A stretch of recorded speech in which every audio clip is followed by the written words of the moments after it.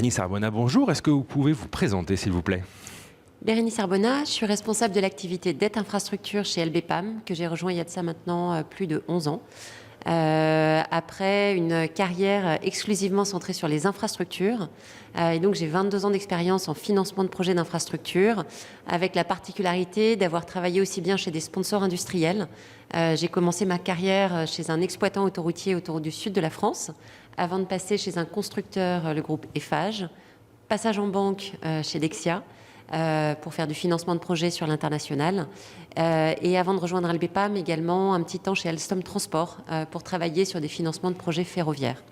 Et depuis plus de 11 ans maintenant, au sein de la Banque Postale Asset Management, j'ai vu l'émergence et le développement de l'activité de fonds de dette infrastructure, avec aujourd'hui, effectivement, cette activité représente plus de 4 milliards d'euros qu'on a réussi à collecter auprès d'investisseurs institutionnels.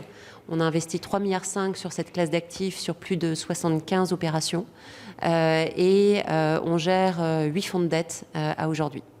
Alors, le maître mot de cette édition de la Paris Infra Week, c'est souveraineté. Fort de votre expérience sur plusieurs années, en quoi la souveraineté a changé la façon de, justement d'envisager l'investissement, le financement des infrastructures? Pour moi, la souveraineté, c'est en fait une brique qui est complémentaire par rapport à tout ce qui a été développé dans le financement des projets d'infrastructure.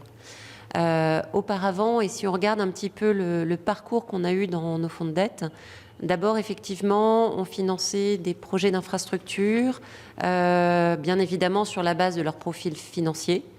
On s'est mis à regarder après le profil extra-financier également de ces projets d'infrastructure.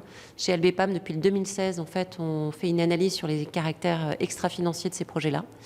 Et on a commencé à pousser encore plus les stratégies sur des visées plus d'impact ou de décarbonation. Donc on continue d'investir dans des projets qui sont profitables, qui sont également soutenables et durables.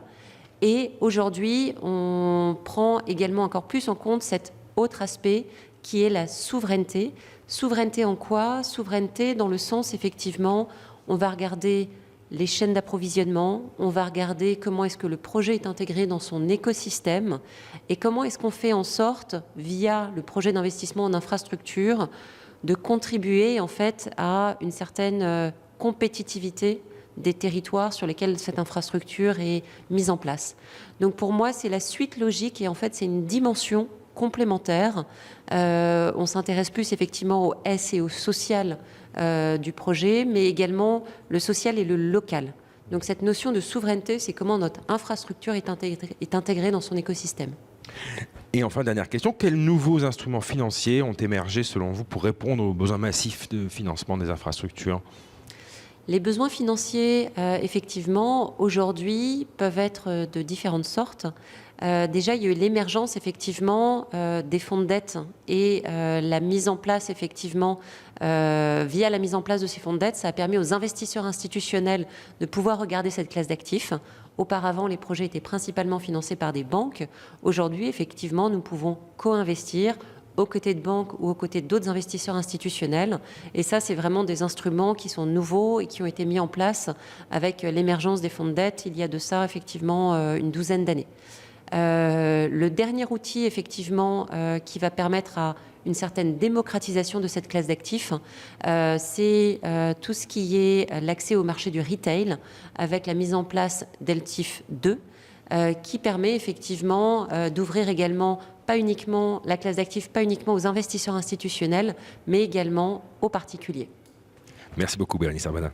Merci beaucoup.